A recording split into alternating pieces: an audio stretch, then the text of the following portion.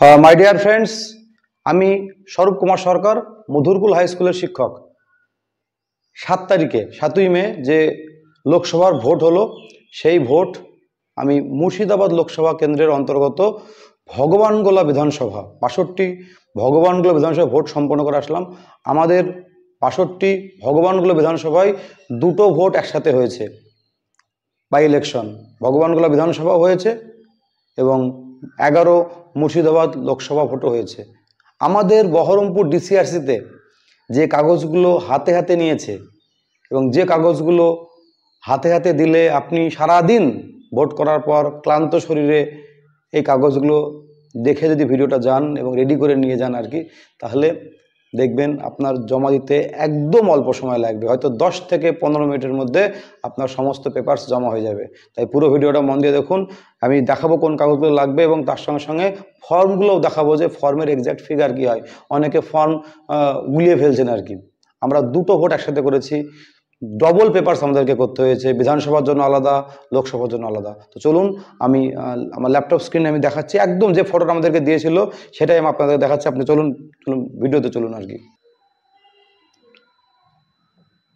আচ্ছা, আমি দেখাই প্রথম যেটা হাতে হাতে জমা নেবে, দেখুন লেখা আছে হাতে জমা নেবে যে 3টে machine, control unit, ballot unit, VVPAT, battery খুলে জমা দেবেন, এটা প্যাকেটের মধ্যে ভরে জমা দেবেন এগুলো।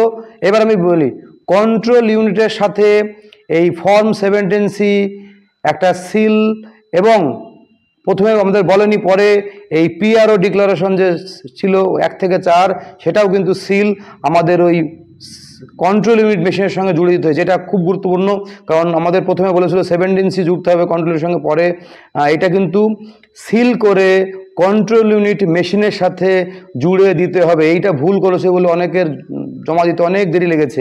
আপনারা শুনে রাখুন, 17C 1 কপি সিল করে, এবং পিআরও ডিক্লারেশন প্রথমে বলেছিল না, পরে বলল, সেই ডিক্লারেশন 1 থেকে 4 যে পার্টটা, সেই 2টো কপি সিল করে সিইও মেশিনের সঙ্গে আপনাকে বেঁধে দিতে হবে। তারপরে 17C আর একটা আনসিল নেবে এবং তাতে এজেন্টের সই থাকবে। 17C সমস্ত ফর্মগুলো যতগুলো করবেন 5-6টা আপনি করতে পারেন, এজেন্টকে দেবেন, তারপরে নিয়ে আসবেন। আপনি অবশ্যই যেন এজেন্টের সই থাকে সেটা খেয়াল রাখবেন।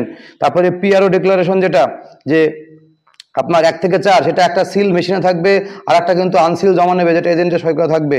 পিআরও ডায়েরি, আমরা প্রত্যেকে জানি প্রিজাইডিং অফিসার ডায়েরি, সমস্ত ফর্মে দেখাচ্ছি পরে, এটা একটা আনসিল অবস্থায় এজেন্টের সাইন থাকবে। তারপরে পেপার সিলের যে অ্যাকাউন্ট ছিল, একটা আনসিল, সেটা আপনাকে একটা খাম থাকবে, সেই খামের মধ্যে পুরে দেখাতে হবে। PS05 একটা কপি আপনাকে করতে হবে, আনসিল অবস্থা দেবে। ভিজিট শিট, কারা কারা হিসেবে বুথে, সেই ভিজিট শিট আলাদা কপি থাকবে, সেটা ফিল আপ করে আপনাকে আনসিল জমা দিতে হবে। অ্যাডিশনাল ইনপুট একটা কাগজ দিচ্ছে, সেই কাগজটা আপনাকে জমা দিতে হবে। মক পোল সার্টিফিকেট খুবই গুরুত্বপূর্ণ, মক পোল সঠিকভাবে ফিল আপ করে আপনাকে কিন্তু জমা দিতে হবে। তারপরে পোলিং এজেন্ট মুভমেন্ট শিট, এটা আপনার বুথের যে এজেন্টরা যারা ছিল, তারা বিভিন্ন সময় যে মুভমেন্ট করেছে তার শিট একটা আনসিল জমা দিতে হবে। লিস্ট অফ ব্লাইন্ড, এটা অনেকে নিচ্ছে 14 অনেক কাউন্টারে নিচ্ছে না, তো তবু আপনি হাতে কাছে রেডি করে রাখবেন। 14 না থাকলে আপনি যেরকম আছে একবার পুরোটা কেটে আপনি নীল লিখে জমা দেবেন। আর এই লগ শিট অফ ক্যামেরা, এটা যদি থাকে জমা দিচ্ছি। তাহলে আবারও সামাপ করে দিচ্ছি, এই কাগজগুলো একদম হাতে হাতে রাখবেন। আর একটা বলি, যেটা এখানে লেখা নেই, স্পেশাল বুকলেট। আমাদের 2টো বুকলেট ছিল, লোকসভার জন্য বিধানসভা আলাদা। স্পেশাল বুকলেটের কপি ছিঁড়বেন না, স্পেশাল বুকলেট যেরকম থাকবে সেরকমই জমা দেবেন। বাকি যে ফর্মগুলো সেগুলো এক জায়গায় থাকে, সেগুলো আপনি পরপর ছিঁড়ে রেডি করবেন, কিন্তু স্পেশাল বুকলেটের কোনো পেজ ছেড়ে যাবে না। আপনি কাজ করবেন, স্পেশাল বুকলেট আগে লিখে তারপরে সেটা দেখে কপি করবেন। আমি আবার বলে দিচ্ছি, প্রথম হচ্ছে control unit, ballot unit, VVPAT. Control ইউনিটের সঙ্গে 17C এবং পিআরও ডিক্লারেশন জমা দেবেন এবং একটা আনসিল করে রাখবেন। তারপরে PRO diary, record of paper seal, PS05 একটা unseal, visit sheet, additional sheet যেটা দেবে, mock poll certificate, polling agent movement sheet, list of blind, infirm voter 14A, এই কটা কাগজ আপনি হাতে নিয়ে জমা দেবেন। এবং তার সঙ্গে বললাম স্পেশাল বুকলেট, দেখবেন আপনার তাড়াতাড়ি জমা হয়ে যাবে। ফর্মগুলো দেখাচ্ছি, ভিডিওটা দেখুন। এবার আপনাদের দেখাচ্ছি ফর্মগুলো কেমন হয়। ফর্ম ফিল আপ করে নিয়ে যাবেন। ফর্ম ফিল আপ আমাদের ট্রেনিংয়ের সময় একটা পূরণ করা ফর্ম আমাদের PDF আকারে হোয়াটসঅ্যাপে আমাদের পাঠিয়ে দিয়েছিল, নিয়ে নিয়েছিলাম। রামদা বা এরকম ইউটিউবে যারা ভিডিও বানায়, তাদের প্রচুর ফিল আপ করা PDF আছে। আপনার একটা পুরো ফিল আপ করা পিডিএফ আমি যেরকম নিয়ে গেছিলাম, খুব তাড়াতাড়ি কাজ হয়েছে। বাড়িতে দরকার একবার দেখে নেবেন, পড়ে নেবেন আর কি কোনটা কি। আর সমস্ত ফর্ম যদি বুঝে পড়ে যান তাতেও কোনো সমস্যা নেই। এবার ফিল আপ করে নিয়ে গেলে কাজটা তাড়াতাড়ি হয়। আমাদের যেরকম দুটো ভোট একসঙ্গে ছিল, আমরা ফিল আপ করে নিয়ে গেছিলাম, আমাকে বেশি বারবার পড়তে হয়নি, কাজটা খুব দ্রুত হয়েছিল। প্রথম দেখাই 17C, আমি ফিল আপ করা দেখাচ্ছি না, আমি কিন্তু ফর্মটা দেখ। তো যেটা বলছি আর কি, ফর্ম আপনি কিন্তু বাড়ি থেকে একটা এরকম আমাদের ট্রেনিংয়ের সময় এরকম ফর্ম ফিল আপ একটা পিডিএফ আকারে হোয়াটসঅ্যাপে দিয়ে দিয়েছিলাম, নিয়ে নিয়েছিলাম আর কি। সমস্ত ফর্ম সেখানে রেডিমেড ফিল আপ করা আছে। আপনি রামদা বা এরকম ভিডিও ইউটিউবে অনেক আছে আর কি, আজমল হোসেন, আপনি সেখান থেকে একটা রেডিমেড ফর্ম ফিল আপ করে নিয়ে যাবেন। সমস্ত কিছু পড়ে বুঝে করতে গেলে সময় লাগবে। আমাদের লোকসভা বিধানসভা একসঙ্গে ছিল বলে আমাদের সমস্ত পড়ার আমরা সময় পাইনি। রেডিমেড ফর্ম ফিল আপ করে গেছিলাম, সেটা দেখে আমরা ফটাফট ফিল আপ করে গেছিলাম। আমি দেখাই ফিল আপ করা ফর্মে দেখাচ্ছি না, প্রচুর ভিডিও আছে, আমি দেখাচ্ছি ফর্মগুলো কেমন দেখতে হয়। অনেকে সেটা তো ভুল করছিল। 17C এরকম, প্রত্যেকে জানেন আমরা 17C এরকম থাকে, এর সঙ্গে একটা রেজাল্ট পার্ট থাকে, রেজাল্ট পার্ট জমা দেওয়ার কোনো প্রয়োজন নেই। এরকম 17C ফর্ম হবে। এটা অনেকটাই 60 থেকে 80% ফিল আপ করে রাখবেন। লাস্ট যে ভোট যখন হবে সেই কলামটা আপনি লাস্টে করবেন আর কি। এটা একটা গেল, 17C গেল। এটা খুব গুরুত্বপূর্ণ, 4-5টা রেডি করে রাখবেন। রেজাল্টের সেশনটা করার কোনো প্রয়োজন নেই।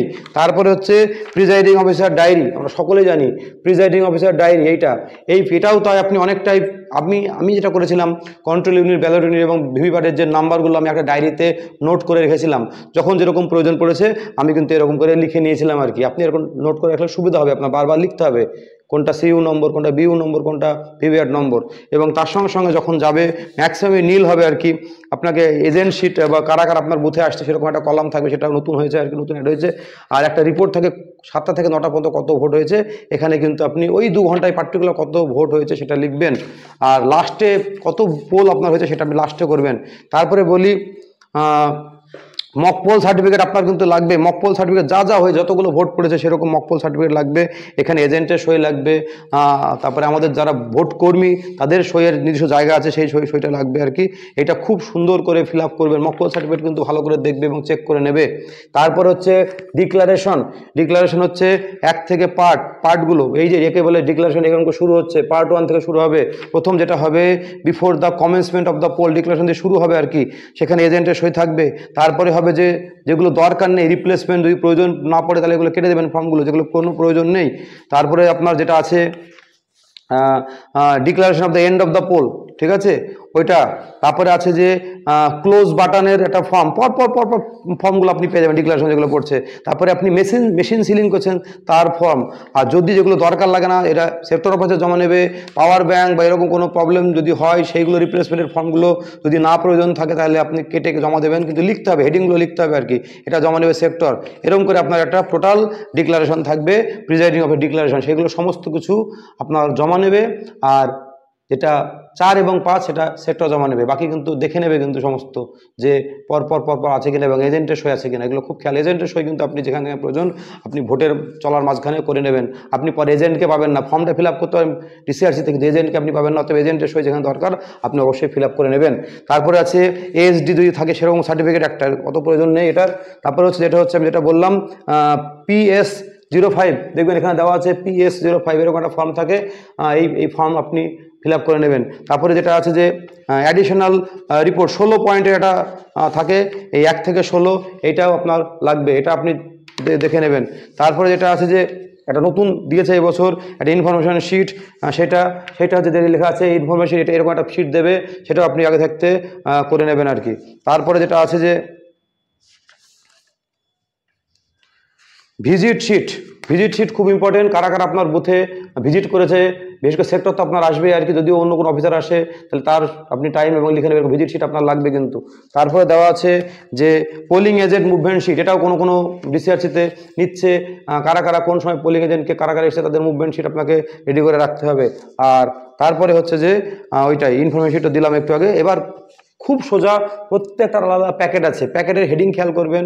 আর আপনি চেষ্টা করবেন যে আগের দিন সমস্ত যেটা আমি বললাম যে স্পেশাল বুকলেট ছেড়া যাবে না, ওটা যেরকম আছে সেরকম লিখে জমা দিতে হবে। যা লিখছেন সেরকম আলাদা যে ফর্ম, সেই ফর্মগুলো ছিঁড়ে আপনি সেই খামের মধ্যে পুরে রাখবেন। এবং প্রত্যেকটা ছোটো খামের একটা বড় প্যাকেট আছে, যেমন ইভিএম মেশিনের কাগজের একটা প্যাকেট আছে, স্ট্যাচুটরি নন স্ট্যাচুটরি আছে, তারপরে একটা এরকম প্রত্যেকটায় বড় হেডিংয়ের খাম আছে, তার মধ্যে সাব হেডিং করা আছে, ওইগুলো একটু দেখে দেখে করলেই আপনার কোনো অসুবিধা হবে না। আমি যেটা মেনলি বললাম, এই যে কাগজগুলো যেগুলো দেখালাম আমি ল্যাপটপে আর কি, এই কাগজগুলো হাতে হাতে জমা দিলে আর এরকম করে ফর্ম ফিল আপ করে রেডি করে নিয়ে গেলে আপনার খুব তাড়াতাড়ি জমা হয়ে যাবে আর কি। অনেক ধন্যবাদ, ভালো হবে। যে আগামী যে ফেজগুলো আছে 13 তারিখ থেকে শুরু করে 3টে ফেজ হয়েছে, বাকি 4টে ফেজ আছে, আপনারা সুষ্ঠুভাবে ভোট করে আসুন। আমার মানে শুভেচ্ছা ভালোবাসা রইল, কোনো রকম কোনো সমস্যা হবে না। ধন্যবাদ, নমস্কার।